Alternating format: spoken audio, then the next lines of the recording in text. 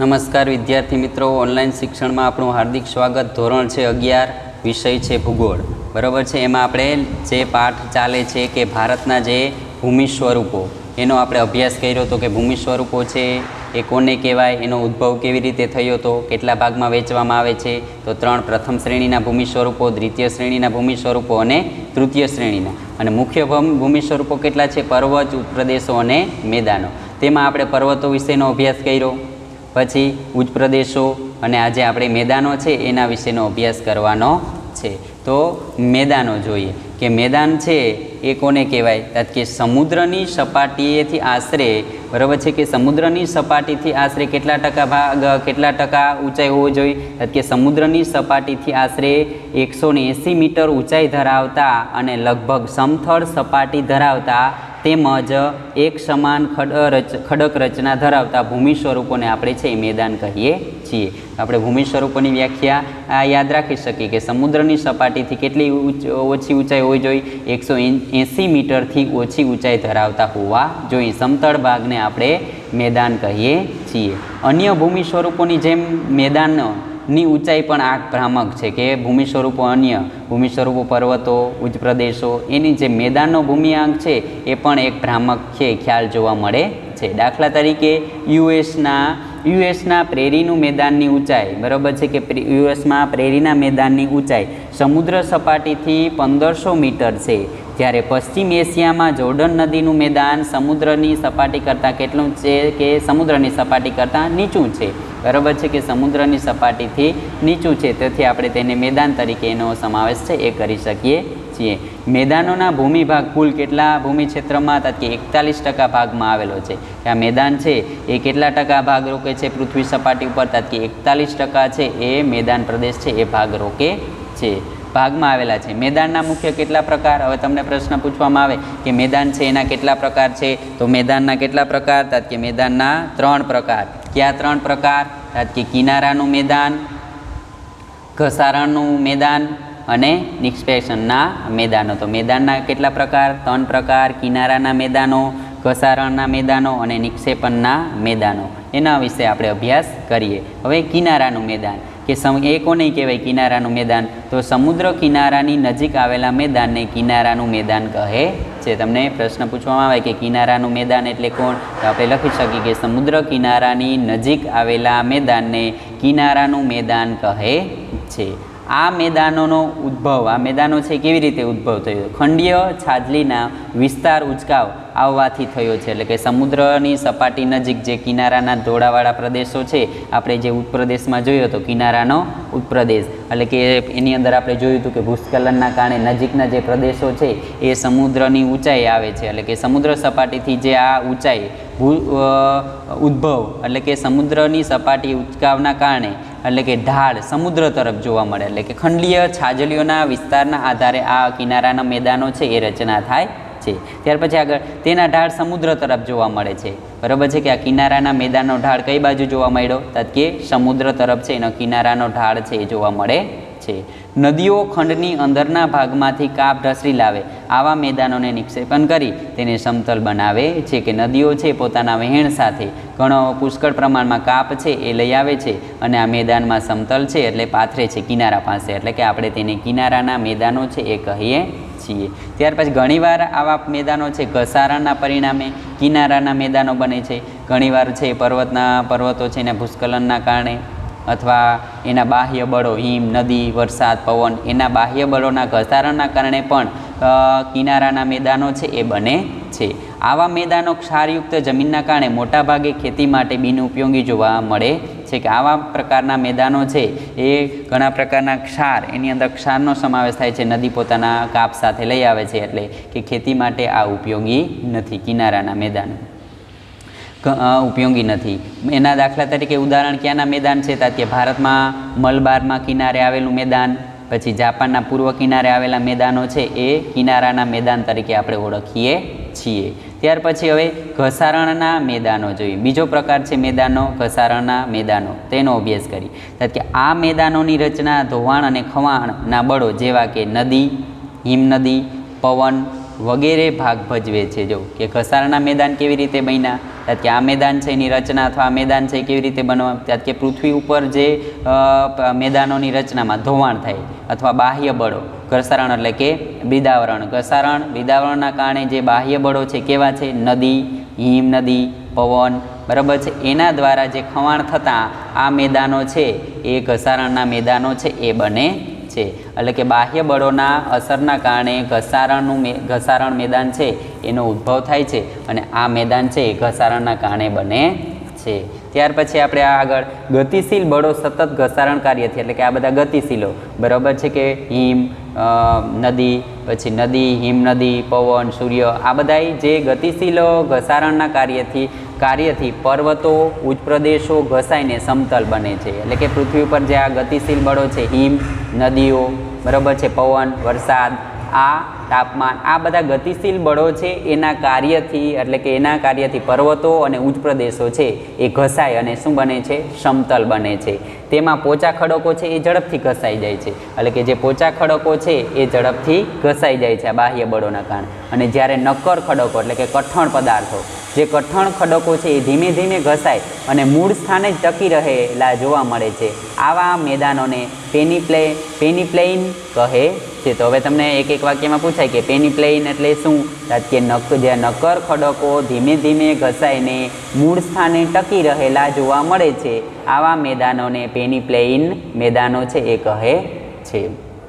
ત્યાર પછી આપણે આગળ નદીના ઘસારણ કાર્યથી રચાયેલા મેદાનમાં દિલ્હીની પશ્ચિમે આવેલા અરવલ્લીનો પ્રદેશ, પૂર્વમાં ઇંગ્લેન્ડનું મેદાન, રશિયાના મધ્યના મેદાનો અને પેરિસમાં બેસિન મુખ્ય છે. કે નદીના ઘસારણના કારણે ક્યાં આવા ઉદાહરણો છે આપણે લઈ શકીએ, કે નદીના જે ઘસારણના કારણે બનેલા મેદાનોમાં દિલ્હીથી પશ્ચિમે આવેલો અરવલ્લીનો પ્રદેશ, દિલ્હીથી જે પશ્ચિમે આવેલો અરવલ્લીનો પ્રદેશ છે એ પણ આપણે ઘસારણના કારણે બન્યું છે.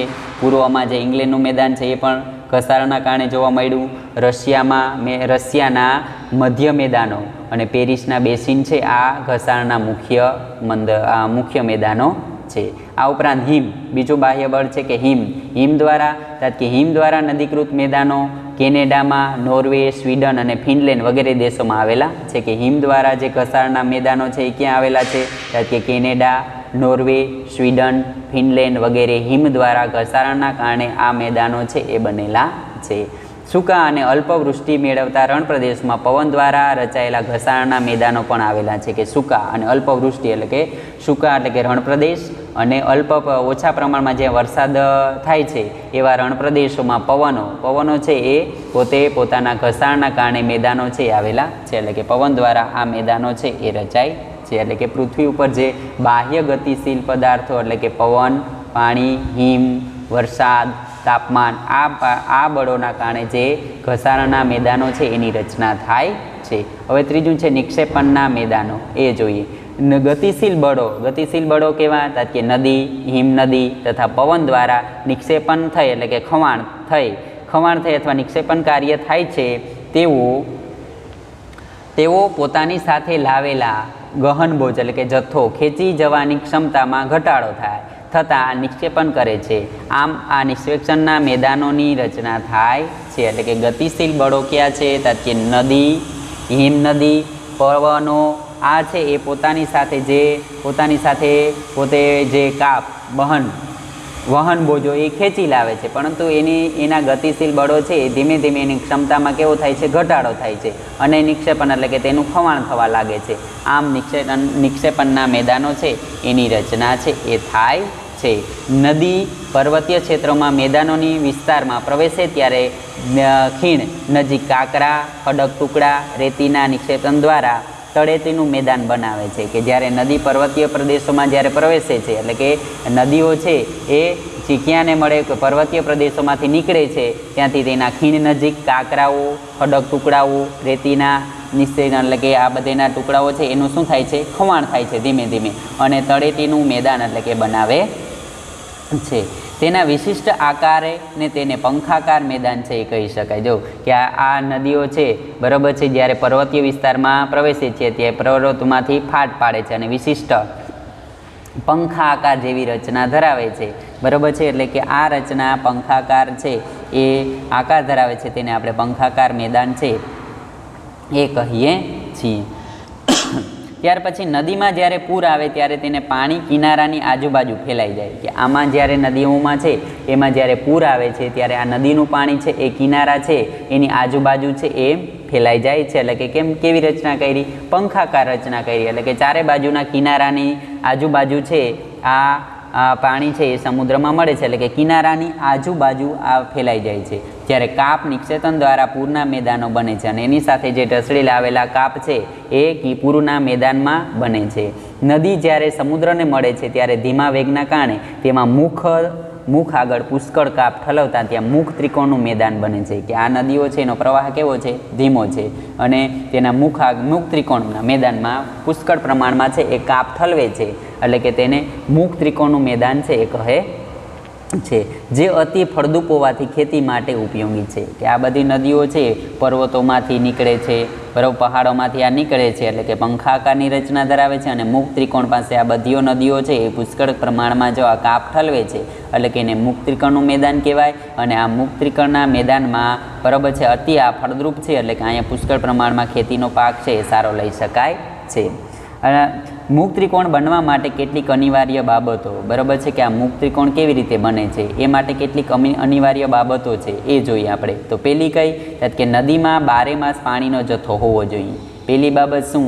કે આ મુખ ત્રિકોણમાં અનિવાર્ય માટેની બાબતો છે એમાં પહેલી બાબત કે નદીમાં છે 12 માસ પાણીનો જથ્થો હોવો જોઈએ. એવો થાય કે નદીમાં 12 માસ પાણી છે એ હોવું જોઈએ. બીજો થાય કે નદીમાં વિપુલ પ્રમાણમાં વહન બોજ જરૂરી છે, એટલે કે નદીમાં પાણીનો પુરવઠો છે એની ક્ષમતા વહન બોજ છે એ જરૂરી હોવો જોઈએ. નદીમાં પાણીનો વિપુલ પ્રમાણમાં જથ્થો સાચવવાની ક્ષમતા હોવી જોઈએ. ત્યાર પછી કે નદી સમુદ્રને મળે ત્યારે તેનો વેગ છે કેવો હોવો જોઈએ? ધીમો હોવો જોઈએ. ત્યારે આ નદીઓ છે બરાબર છે કે નદીઓ છે એ સમુદ્રને મળે ત્યારે એનો વેગ છે એ કેવો હોવો જોઈએ? ધીમે હોવો જોઈએ. તો એની સાથે એ કાપ છે એ લઈ શકાય. નકર આ કાપ છે એ વધારે ઝડપી હોવાથી આ કાપ છે એ નદીના પાણીની અંદર ધોવાઈ જાય છે. એટલે કે નદી સમુદ્રને મળે ત્યારે તેનો વેગ કેવો હોવો જોઈએ? ધીમો હોવો જોઈએ. સમુદ્રમાં તોફાની મોજા કે મોટી ભરતી આવવી ન જોઈએ, કે સમુદ્રને જ્યારે મળે એટલે કે ત્યાં સમુદ્રમાં તોફાની મોજા કે મોટી ભરતી છે આવવી ન જોઈએ, તો મુખ ત્રિકોણનું મેદાન છે એ બને. હવે દાખલા તરીકે આ મેદાનો છે મુખ ત્રિકોણના મેદાનો છે એ ક્યાં ક્યાં જોવા મળ્યા ભારતમાં? કે ભારતમાં ગંગા, બ્રહ્મપુત્રા, ગોદાવરી આ છે એમાં મુખ ત્રિકોણનું મેદાનો છે એ જોવા મળે છે. યુએસમાં મિસિસિપી, ઇજિપ્તમાં નાઇલ, મ્યાનમારમાં ઈરાવતી વગેરે નદીઓ છે એ મુખ ત્રિકોણના મેદાનો છે એ બનાવે છે. તો ભારતમાં ગંગા, બ્રહ્મપુત્રમાં અને ગોદાવરીમાં મુખ ત્રિકોણનું મેદાન બનાવે છે. યુએસ એટલે કે અમેરિકામાં મિસિસિપી, ઇજિપ્તમાં નાઇલ, મ્યાનમારમાં ઈરાવતી વગેરે નદીઓ છે આ બધી નદીઓ મુખ ત્રિકોણના મેદાનો છે એ બનેલા જોવા મળે છે. ત્યાર પછી આગળ ત્યારે હિમનદી છે એ હિમનદી પીગળે છે ત્યારે તેમાં રહેલા પદાર્થો ચારે બાજુ પથરાઈ જાય છે. કે હિમનદીઓ છે બરાબર છે કે હિમનદીઓ બરફ થતાં હિમનદીઓ છે એ જ્યારે પીગળે છે ત્યારે ચારે બાજુ છે એ પથરાઈ જાય છે. હિમનદીના આ નિક્ષેપણ કાર્યથી રચાયેલા મેદાનને ડ્રીપ પ્લેન કહે છે. ઊંચા અક્ષાંશો ક્ષેત્રમાં આવેલા કેનેડા, નોર્વે, સ્વીડન, ગ્રીનલેન્ડ વગેરેમાં આવા મેદાનો છે એ જોવા મળે છે. કેવા હતા? કે હિમનદી છે એના પીગળવાના કારણે એના પદાર્થો છે ચારે બાજુ છે એ પથરાઈ જાય છે અને એના નિક્ષેપણના કારણે આ મેદાનો છે એની રચના થાય છે. એને ડ્રીપ પ્લેન મેદાન છે એ કહે છે. અને આ ઊંચા અક્ષાંશોવાળા પ્રદેશમાં એટલે કે ઊંચા અક્ષાંશોવાળા ક્ષેત્રમાં આવેલા હોવાથી ક્યાં કેનેડામાં, નોર્વે, સ્વીડનલેન્ડ, ગ્રીનલેન્ડ વગેરેમાં આવા મેદાનો છે એ જોવા મળે છે.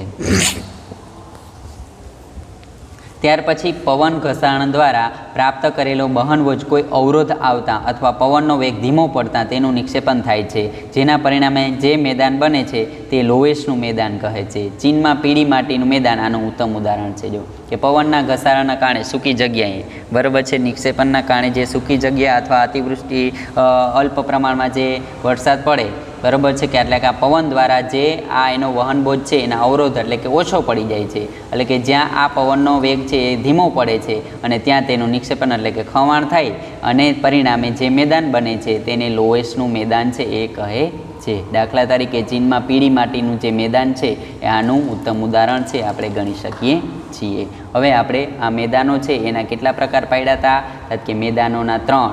કયા 3? કે કિનારાનું મેદાન, ઘસારાનું મેદાન અને નિક્ષેપણનું મેદાન. આ 3 પ્રકારો મેદાનના પાડ્યા, એના વિશે આપણે જોયું. હવે આપણે જોઈએ કે મેદાન છે એનું મહત્ત્વ, કે મેદાન છે એ કઈ રીતે મહત્ત્વ છે. તો મેદાનનું મહત્ત્વ, મેદાનોનો માનવીના વિકાસમાં મોટો ફાળો રહેલો છે. તો પહેલું આપણે લખી શકીએ કે મેદાનના મહત્ત્વમાં કે મેદાનો છે એ માનવીના વિકાસમાં મોટો ફાળો રહેલો છે.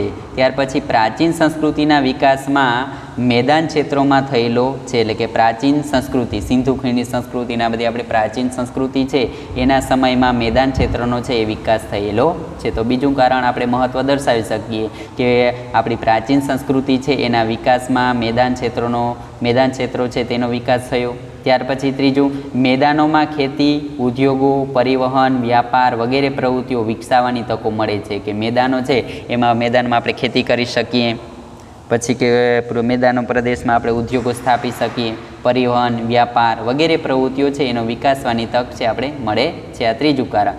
પછી ચોથું તક કે વિશ્વની કુલ વસ્તીના આધારે 75% વસ્તી મેદાન ક્ષેત્રમાં વસવાટ કરે છે. કે આખા વિશ્વની કુલ વસ્તીના આશરે કેટલા 75% છે એ આ મેદાન ક્ષેત્રમાં છે એ વસવાટ કરે છે.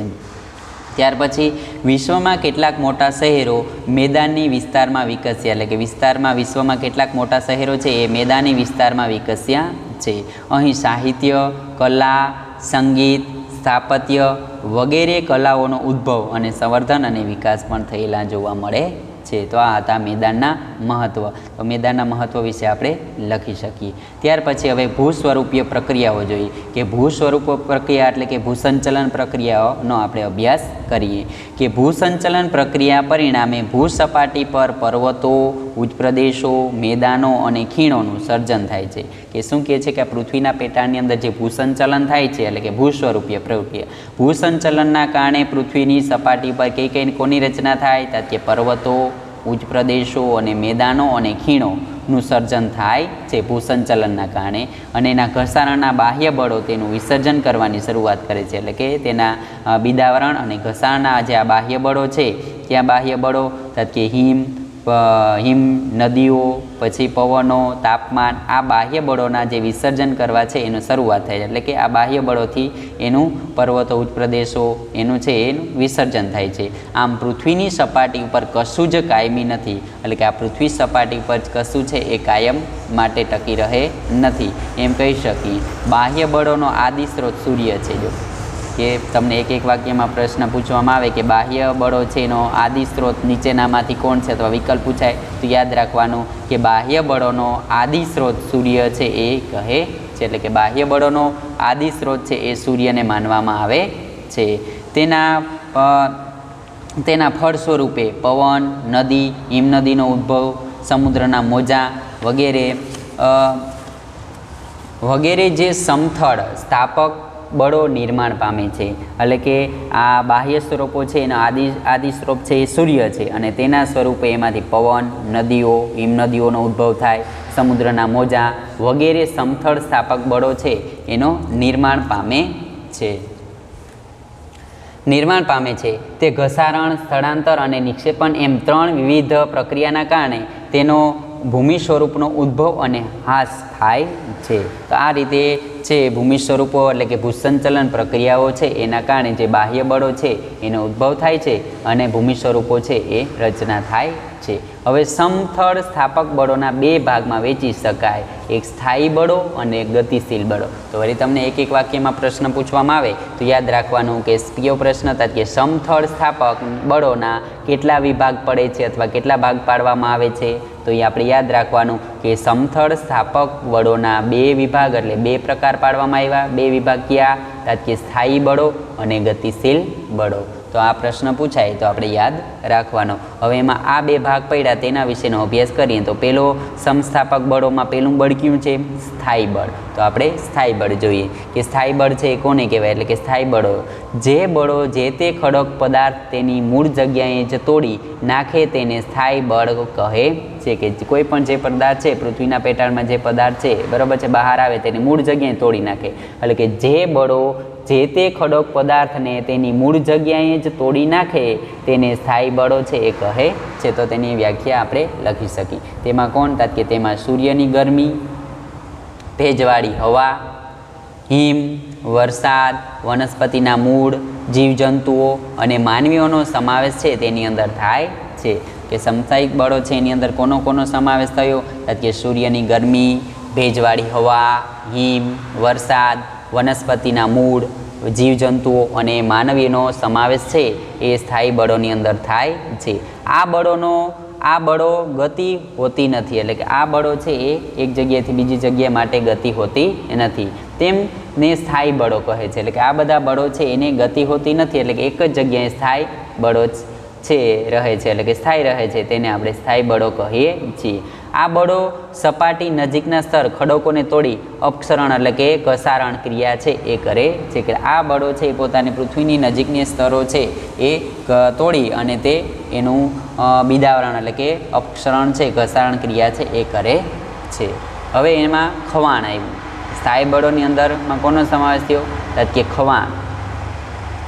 પૃથ્વી ખવાણ કોને કહેવાય? કે પૃથ્વીની સપાટી પર આવેલા ખુલ્લા ખડકો કે થોડી ઊંડાઈ સુધી રહેલા ખડકો એના એ જ સ્થાન ઉપર ભૌતિક અને રાસાયણિક જે જૈવિક ક્રિયાઓ દ્વારા વિભાજન થતાં વિઘટન થાય છે તેને આપણે ખવાણ કહીએ છીએ. કે આ પૃથ્વી ઉપર જે ખુલ્લા ખડકો છે, બરાબર છે, કે પૃથ્વીની સપાટી પર આવેલા ખુલ્લા ખડકો અથવા થોડી ઊંચાઈ સુધી રહેલા ખડકો એના એ જ સ્થાન ઉપર ભૌતિક અને રાસાયણિક જૈવિક ક્રિયાઓ દ્વારા આ જે ખડકો છે એનું વિભંજન એટલે કે ખવાણ થતાં તેનું વિઘટન થાય છે, તે ક્રિયાને આપણે શું કહીએ છીએ? ખવાણ કહીએ છીએ. હવે ખવાણના બે પ્રકાર છે. ક્યાં? કે ભૌતિક ખવાણ અને બીજું છે રાસાયણિક ખવાણ. તો પછી પ્રશ્ન પાછો પૂછવામાં આવે કે ખવાણના કેટલા પ્રકાર? તો યાદ રાખવાનું, ખવાણના બે પ્રકારો છે, ભૌતિક ખવાણ અને બીજું છે રાસાયણિક ખવાણ.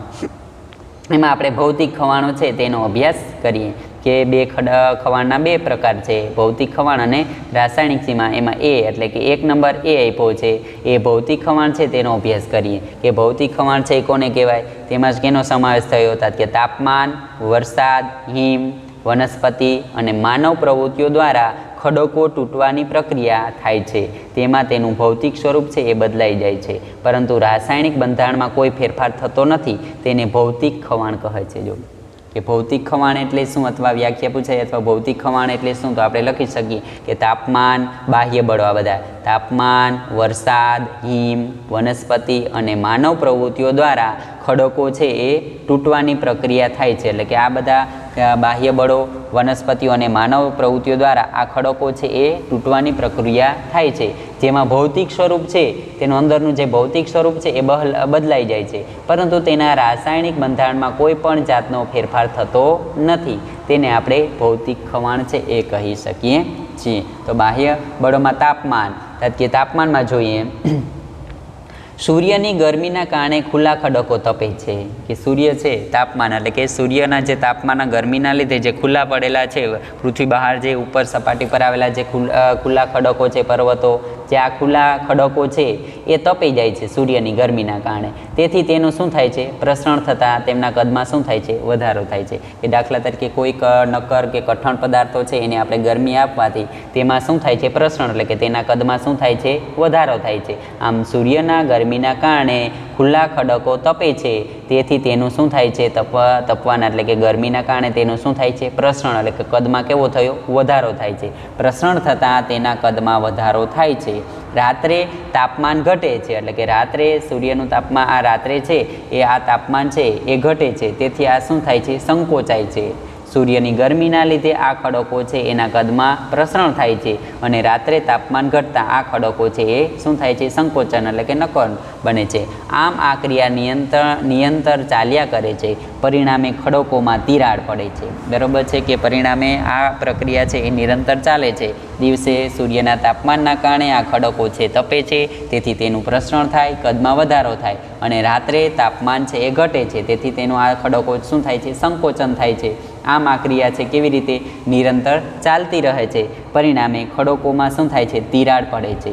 તેથી કાળક્રમે ખડકો નાના મોટા ટુકડા થવા લાગે છે, જેને ખંડ વિભાજન કહે છે. જો એટલે કે ખંડ વિભાજન એટલે શું થાય કે પેલો સૂર્યની ગરમીના કારણે ખડકો તપે છે, તેનું પ્રસરણ થાય છે, એટલે કે તેના કદમાં શું થાય છે, વધારો થાય છે, અને રાત્રે એનું તાપમાન ઘટતાં સંકોચન થાય છે. આમ આ ક્રિયા છે એ નિરંતર ચાલે છે. પરિણામે આ ખડકોમાં શું પડે છે, તિરાડ પડે છે, અને કાળક્રમે આ ખડકો છે નાના મોટા ટુકડાઓ થવા લાગે છે. તેને ખંડ વિભંજન છે એ કહીએ છીએ. દાખલા તરીકે બેસાલ્ટના ખડકો ઉપર આવું ખવાણ વિશેષ જોવા મળે છે, કે જે બેસાલ્ટ પ્રકારના ખડકો છે એના ઉપર આવું ખવાણ વારંવાર થવાથી એ વિશેષતા એમાં જોવા મળે છે. ત્યાર પછી જોઈએ કે ખનિજ દ્રવ્યોમાં ગરમીથી પ્રસરણ પામવા અને ઠંડીથી સંકોચન પામતા ક્ષમતા અલગ અલગ હોવાથી પ્રસરણ અને સંકોચન અસમાન રીતે થવાથી ખડકોમાં નાના મોટા કણો છૂટા પડે છે. તેને કણ વિભંજન કહે છે. તો હવે કણ વિભંજન એટલે શું, કે ખનિજ દ્રવ્યો છે, બરાબર છે, એમાં ગરમીના અને પ્રસરણથી ગરમી થાય, કોઈ પણ જે ખનિજ દ્રવ્યો છે એને ગરમ કરતાં એના કદમાં શું થાય છે, પ્રસરણ થાય છે, અને ઠંડીમાં એ શું થાય છે, એનું ખનિજ દ્રવ્યો છે એ સંકોચાઈ જાય છે. એટલે કે આમ આ ક્ષમતા છે, આમ એને સંકોચન પામવાની ક્ષમતા છે અલગ અલગ જોવાથી તે પ્રસરણ અને સંકોચન છે અસમાન રીતે થવાથી આ ખડકોમાંથી નાના મોટા ટુકડાઓ છે એ પડે છે.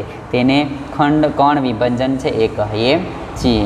રેતી ખડકો, ગ્રેનાઇટ ખડકો એ કણ વિભંજન છે એ જોવા મળે છે. દાખલા તરીકે રેતીના ખડકોમાં અને ગ્રેનાઇટ ખડકોમાં આવા કણ વિભંજન છે એ જોવા મળે છે.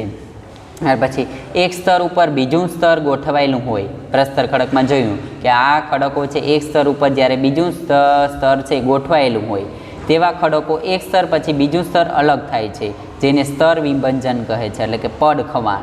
બેસાલ ખડકો સામાન્ય રીતે આ પ્રકારના ખડકો છે, આ પ્રકારનું વિભજન છે તેમાં થાય છે. તો હવે અહીંયા ત્રણેયની આકૃતિ આપી છે. જો કોને આપણે ખંડ વિભજન, પછી કણ વિભંજન અને સ્તર વિભંજન, એ ત્રણની અહીંયા આકૃતિ આપી છે. એમાં ખંડ વિભંજન છે એમાં જોઈએ જો કે સૂર્ય છે એની તાપમાનના કારણે આ બધા ખડકો છે, જે ખડકો છે એના ગરમીના, એટલે કે એના ગરમીના લીધે આ બધા ખડકો છે એનું પ્રસરણ થયું પ્રસરણ, અને રાત્રે તાપમાન ઘટતાં આ જે ખડકો છે જે પ્રસરણ થયા હતા આ ખડકો છે એનું શું થાય છે, સંકોચન થાય છે. એટલે કે આ ક્રિયાને આપણે ખંડ વિભંજન એટલે કે કહીએ છીએ. એટલે કે સૂર્યની જ્યારે પૃથ્વીના સપાટી ઉપર જે સૂર્યના તાપમાન અથવા એની ગરમીના કારણે જે આ ખડકો છે, બરાબર છે, આ ખડકો સૂર્યના તાપમાનના લીધે તપે છે, એટલે કે એના કદમાં શું થયું, વધારો જોવા મળ્યો, આ કદમાં વધારો થયો, અને રાત્રે આ તાપમાન ઘટતાં આ સંકોચાય છે. એટલે કે આપણે આને ખંડ વિભંજન છે એ કહીએ છીએ. તો તેની આકૃતિ અહીં આપી દીધી. ત્યાર પછી કણ વિભંજન, એ અહીંયા કણ વિભંજન. તો એમાં આપણે જોઈએ કે ખનિજ દ્રવ્યો છે, ખનિજ દ્રવ્યોના ગરમીના એના પ્રસરણ પામવાથી આ ઠંડીમાં સંકોચાય છે, બરાબર છે, કે એમાં ગરમીમાં શું થાય છે, ગરમીમાં આ છે આ પ્રસરણ થાય છે વિભંજનોનો, અને જ્યારે ઠંડી પડતા આ બધાય સંકોચાય અને આ ટુકડાઓમાં ખનિજ જે ખડકો છે એ જોવા મળે છે. નાના નાના ટુકડાઓની અંદર આ કણ વિભંજન છે એ જોવા મળે છે. એટલે કે અલગ અલગ સ્તર રચના થાય. આમ અલગ અલગ છે એના સંકોચન પ્રસરણ થવાથી ખડકો છે એના નાના મોટા ટુકડા બને છે.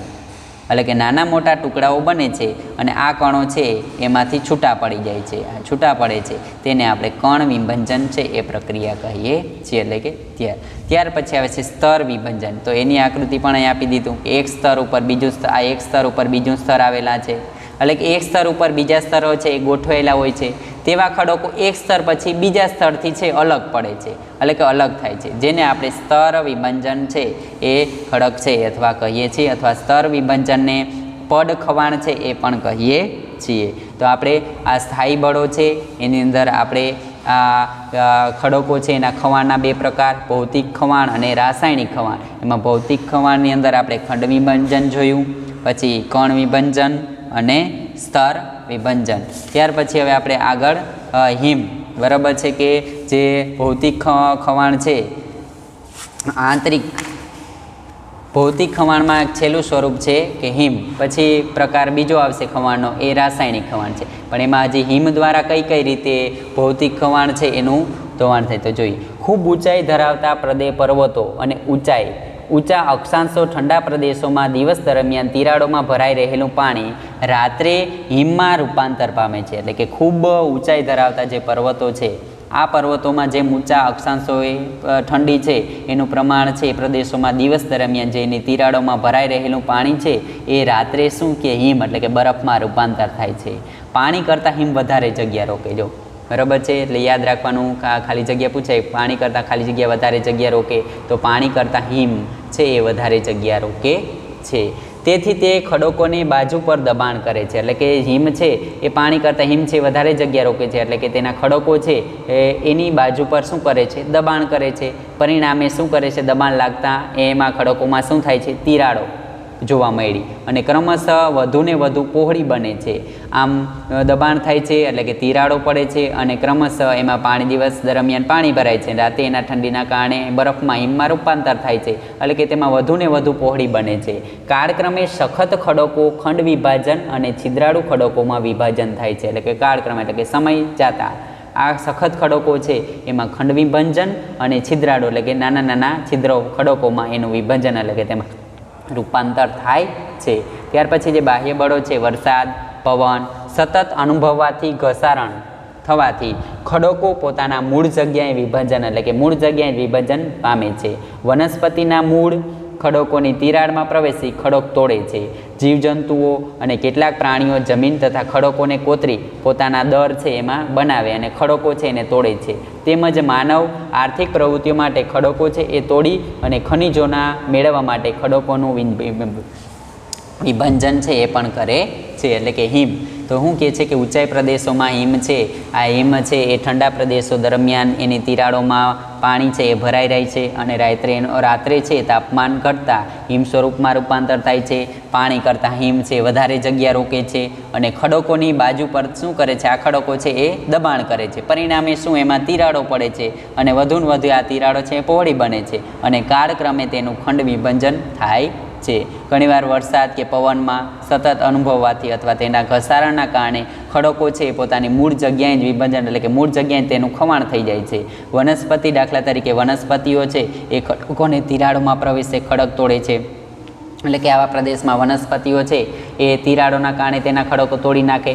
આ ઉપરાંત કેટલાક જીવજંતુઓ પ્રાણીઓ છે એ જમીનમાં પોતાના ખડકો છે કોતરીને પોતાના દર રહેવા માટે દર બનાવે છે, એટલે કે તોડીને એ ખડક બનાવે છે.